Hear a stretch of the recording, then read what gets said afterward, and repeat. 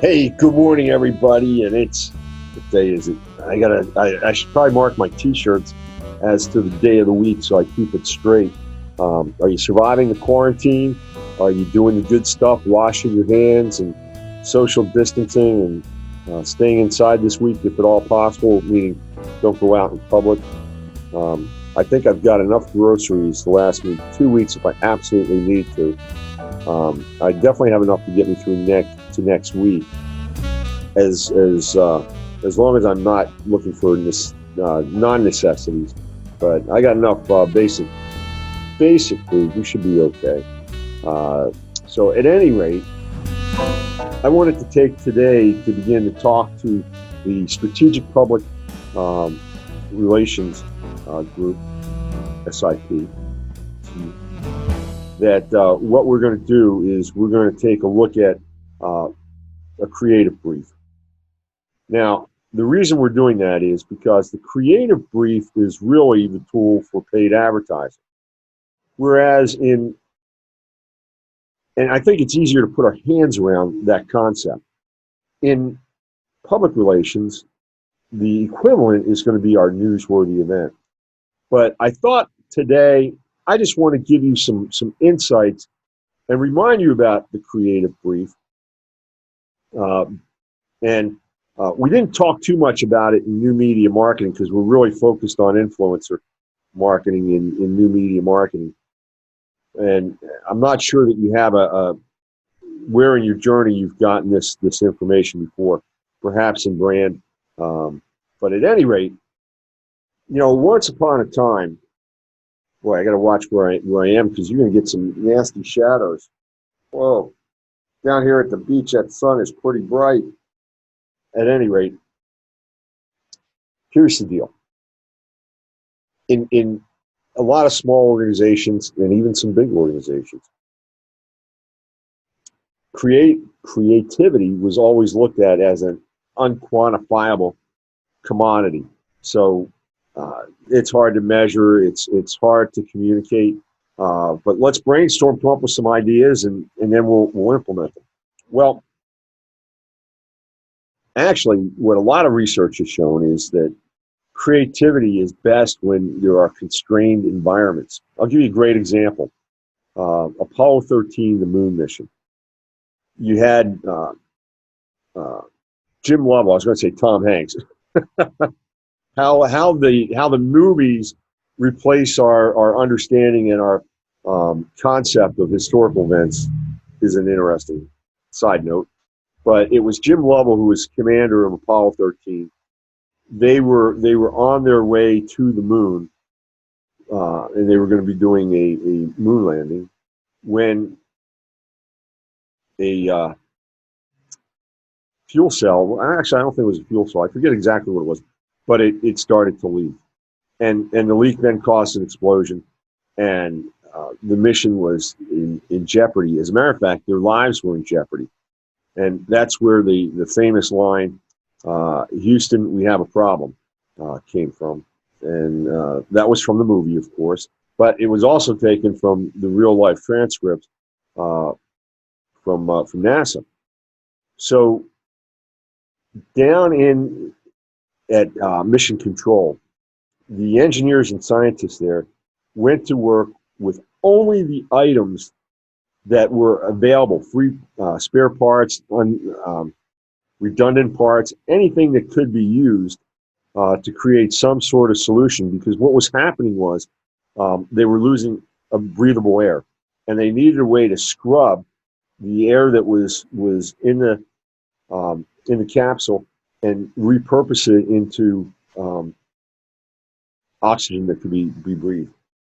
So, working with just what they had in the capsule, these engineers came up with an incredible fix, and they communicated everything to the astronauts up in space, and that were somewhere between the Earth and the Moon, and they were able then to fix the problem and effectively come back and land. So we did not lose the Apollo 13 astronauts, even though Houston, we had a problem. that was creativity in its finest form. They were constrained. They had a time limit that they were working against the clock because they were running out of oxygen on the ship, and they only had those pieces to work with. So when we put constraints, we tend to see incredible levels of creativity come into play. So what happens is with a creative brief, we're saying we've got to define things. We've got to put things into perspective. And when we do that, we tend to get very creative. Long way to go to say the importance of the creative brief. I'm going to share with you as a separate link when I post this. I happen to be privileged enough when I was at Disney to be part of when the advertising department went to the concept of a creative brief. Prior to that, somebody would have a great idea. They'd go to their boss and say, hey, we've got a great idea for this promotion, for this advertising. Or perhaps it was one of the business units would come to advertising and say, hey, we need this. Can you do this for us? And then a campaign would be created. Well, those campaigns oftentimes, as they got approved and got looked at, got amended, changed, and ultimately the project that they were meant to address, by the time they got through all these other people's add-ons and ideas and approvals, the problem that the advertising campaign was originally set for wasn't even going to be addressed by the final product, the final advertising campaign. So Disney instituted a process called the mega process, which basically was the fact that everything was going to go through a pre-approval process from a plan that was presented, and that plan was the creative brief. And hence, the creative brief was introduced to Disney, and the mega process was mandated. And now, all creative ideas followed the same path. So I want to share with you, because this was a major change, and the advertising team at Disney back in the early 90s, the marketing folks at Disney, let alone their stakeholders, but just the marketing department was about 750, 800 people. So that was a lot of communication that had to be taken care of. And what we did a PR move as far as internal communication goes. We created a video that we introduced the concept to. Now, the video was a high-quality Disney video, and much along the lines of a Schoolhouse Rock kind of concept. As a matter of fact, that was the concept for creating the video. It was a long time ago. I don't have the video, but I have the audio, and I'm going to give it to you so you can listen and see how a big company, big enterprise company, addresses the issue of the creative brief. So that's part one. Part two, what I wanted to do, get my notes up here. I am right in the sun. Best lighting of the day, by the way. This is the golden hour for those of you that have a film degree, right? Without the shadows there. Best light of the day. I think we're actually past golden hour a little bit, but another couple of degrees I've got left.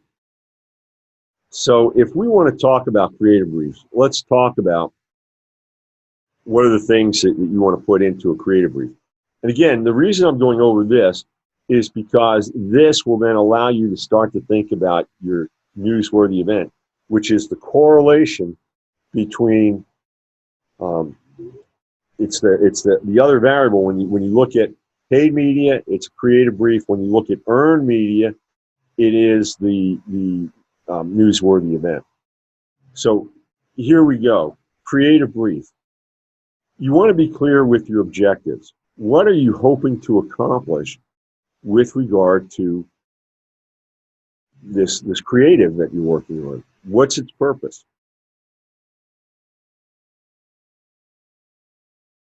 And I can't see my notes to save my life. So once you list the objectives, the next thing that you want to do is really go ahead and just write a summary. When this campaign is over, this is what I hope we accomplished. What are the outcomes? And that's the easiest way to do that. So after we do that, we want to talk about the target audience. Who is this creative going to be focused on? What do we want the target audience to do?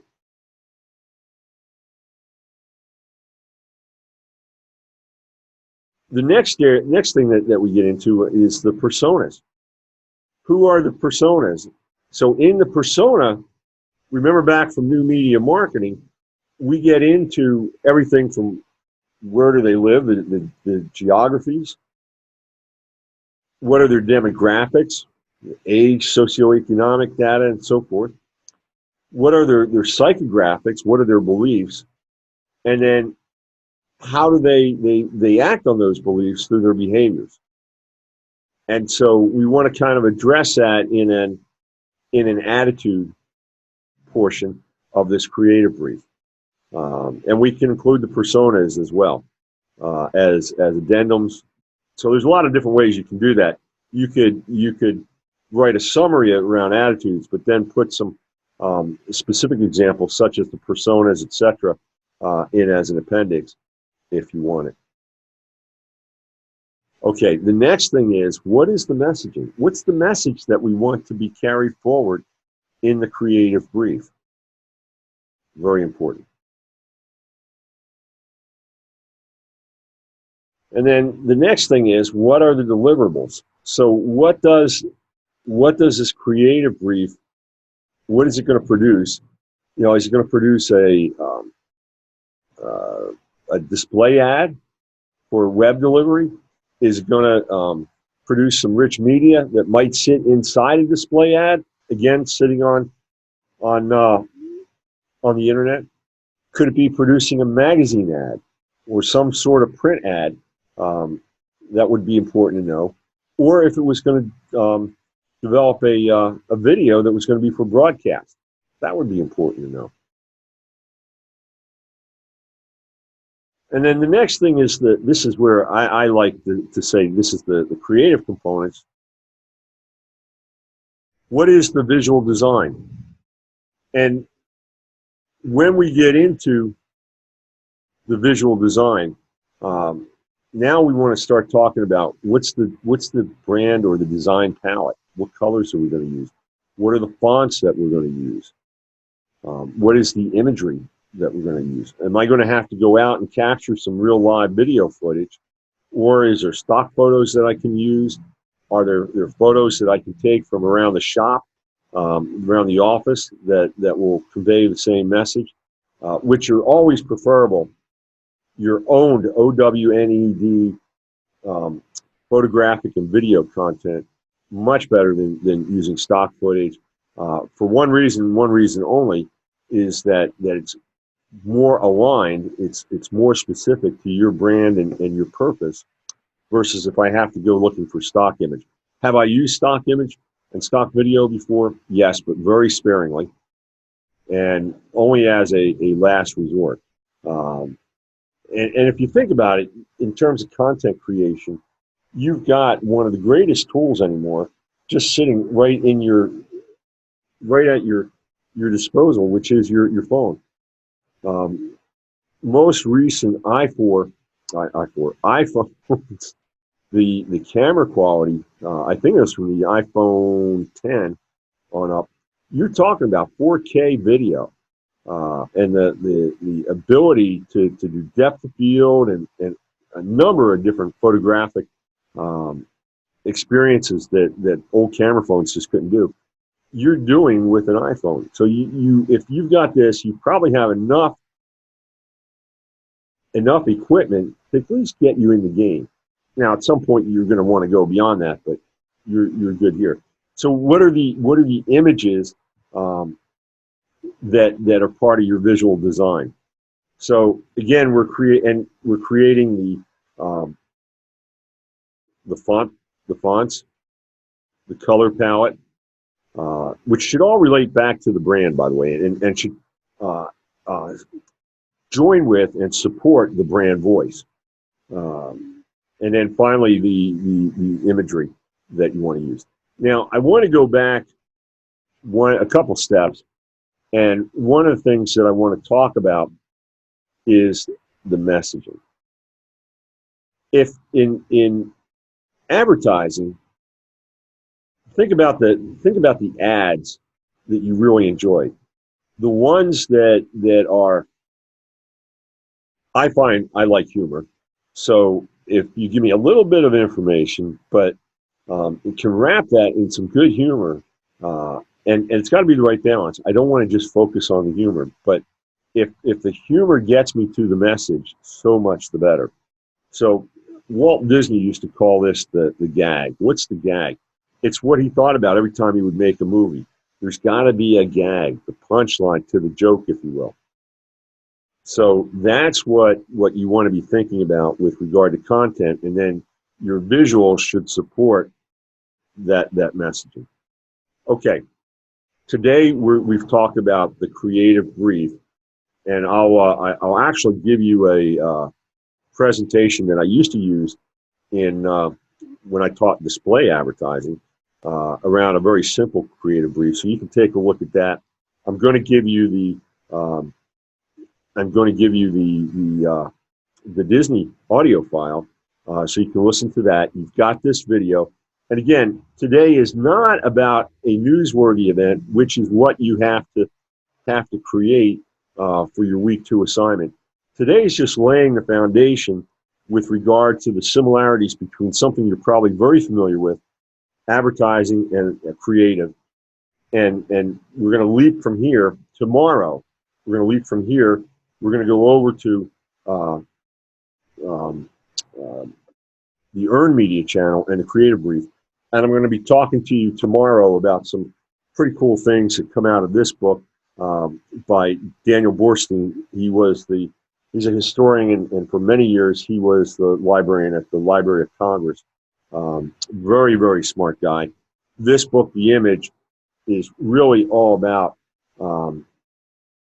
positioning companies and the concept of a newsworthy event, whether it's a real event or a pseudo event. And we talk a lot about pseudo events in here. All right. Have a great day. If you need me, text me 407-267-8600. This is Dr. John. I'm here on Zoom throughout the day. Come join me if you want. That's the best way. And I'm probably going to move from my beachside cabana here and head into my office.